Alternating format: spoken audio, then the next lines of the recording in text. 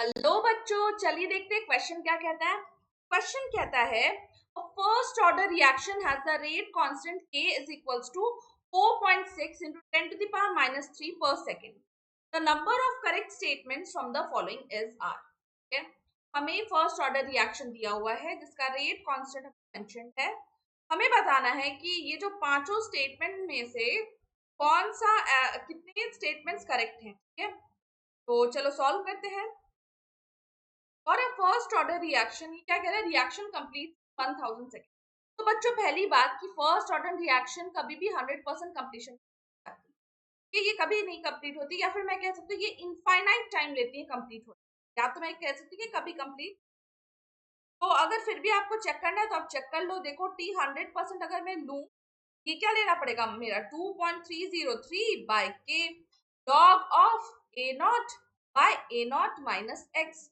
तब एक बात बताओ, अगर 100% रिएक्शन हो चुकी है इसका मतलब x का वैल्यू क्या आ जाएगा, ए नॉट। मतलब ए नॉट का ए नॉट 100% ऑफ ए नॉट खत्म हो रहा है, तब ये भी ए नॉट आ जाएगा।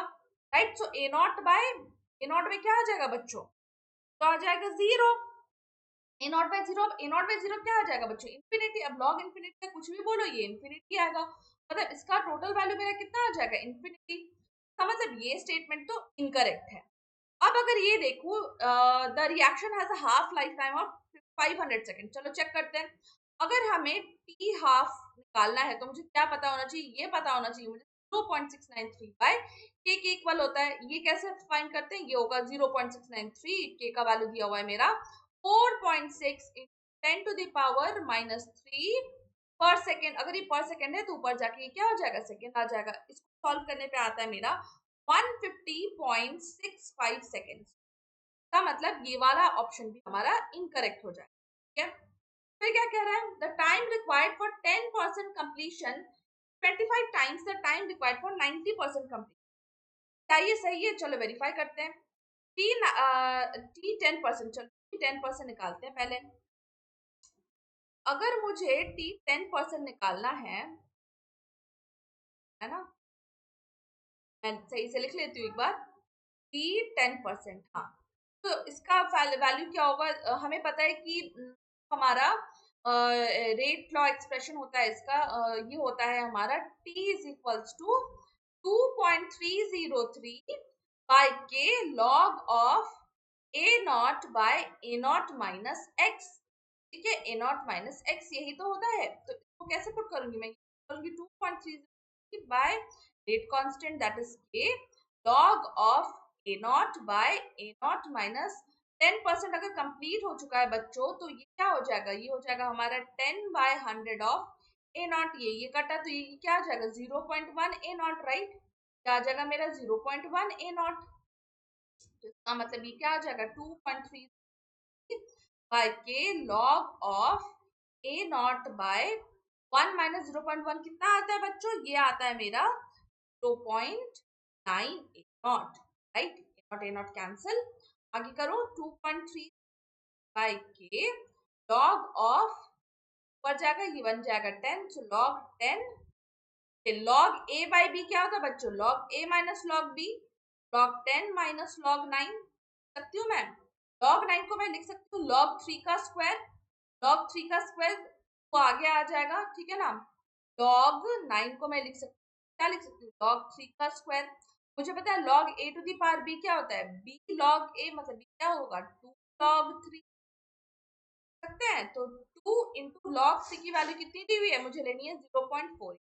ले लो 0.48, क्या हमने लॉग 10 का वैल्यू क्या आएगा 1 इक्वल्स टू 2.3 बाय के। या इसका मतलब ये आएगा मेरा 2.303 बाय के 1 माइनस 2.48 विल बी हमारा आएगा 0.04। ठीक है, चलो ये देखो अभी मैं इसका वैल्यू पुट नहीं कर रही हूँ क्योंकि टी 90% में भी सेम काइंड ऑफ वैल्यू मिलेगी। ठीक है, तो उसको हम लोग कुछ ना कुछ रीअरेंज कर सकते हैं, बाद में देखते हैं। ठीक है, तो इसका वैल्यू क्या होगा 2.3 log a not by A not minus x. क्या आ जाएगा बच्चों, अगर ये क्या हमारा 90%, अगर 10% में ही आता है 0.1, 90% में कितना आएगा ये 0.9 ना, मतलब 0.9 कंप्लीट हो चुका है, 90% कंप्लीट हो चुका है, तो ये क्या आ जाएगा log of A not by 0.1 A not, तो चला गया ऊपर, यहाँ पे 10 बन गया, ए नॉट कैंसिल। अच्छा लॉग 10 बच्चों क्या आता है हमारा 1 आता है, इसका मतलब टी 90% हमारा कितना आएगा इक्वल्स टू 2.303 बाई के। को मैं लिख सकती हूँ 2.303 बाई के को क्या लिख सकती हूँ मैं, इसको लिख 90% है ना, और इसको मैं क्या लिखूंगी यहाँ पे टी 10%, 10% निकाल रहे थे, आ गया 0.04। अगर मैं इसको डिनोमिनेटर में लेके जाऊँ ये हो जाएगा मेरा 100, 4 1 जा 4, 4 25 जा 100। तो इसका मतलब ध्यान से देखना बच्चों, 10% equals to 1/25 times of t 90%। क्या क्या कह रहा है, the time required for 10% completion is 25 times the time required for 10%। बच्चों क्या ये 25 टाइम्स दिख रहा है आपको, तो 1/25 टाइम्स दिख रहा है ना, so time required for t 10% completion is 1/25 times of t 90%, not 25%। तो इसका मतलब ये वाला ऑप्शन भी हमारा इनकरेक्ट होता है।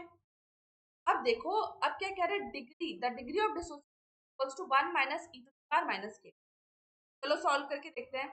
अगर हमारे फर्स्ट ऑर्डर रिएक्शन है, ए से पी बन रहा है, तो सबसे पहले तो सपोज कर लो इसका अगर देखो इजी करने के लिए मैं कह रही हूँ, अगर मैं इसका कंसंट्रेशन को 1 मान लूँ हो जाएगा। अब अगर यहाँ से 1 है तो यहाँ से 1 माइनस अल्फा तो शेड किया तो यहाँ पे अल्फा बनेगा। या फिर आप ऐसे भी कर सकते थे, अगर इसको मैं सी ले लूँ और इसको 0 ले लूँ तो क्या लेना पड़ता है, सी माइनस सी अल्फा, यहाँ बनता है सी अल्फा। तो इतना हम झंझट क्यों पाले, फिर से कैंसिल ही होना है, जो भी है चलो देखते हैं। तो हमें पता है के इज इक्वल टू 2.303/t होता है। ये क्या आता है हमारा log a not by eighty, तो ए नॉट कितना है 1, एटी कितना है 1 माइनस अल्फा। तो क्या कर सकते हैं, यहाँ पे मुझे अल्फा यहाँ पे निकालना है, अल्फा का वैल्यू निकालना है, कोई बात नहीं। एटी by 2.3 equals to log 1/1 minus x. अच्छा अच्छा रुको रुको, यहाँ पे हमें ई में लाना है, राइट, ई लाना है, मतलब मुझे लॉन चाहिए, लॉग नहीं चाहिए, मुझे लॉन चाहिए। तो 2.303 इंटू लॉग को मैं क्या लिख सकती हूँ, मैं इसे लिख लॉन, लॉन लिख सकती हूँ है ना। अब देखो अब लॉन अगर इधर गया तो ये क्या आ जाएगा e to the power k t, क्या जाएगा 1/1 माइनस अल्फा, मल्टीप्लाई करो 1 minus alpha is equals to 1 by e to the power k T.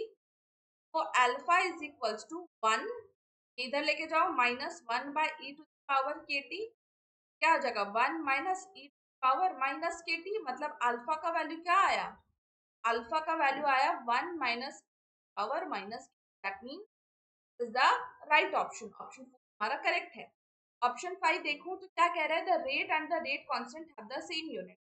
बच्चों देखो हमें पता है तो रेट होता है दैट इज इक्वल्स टू के into concentration of reactant, right.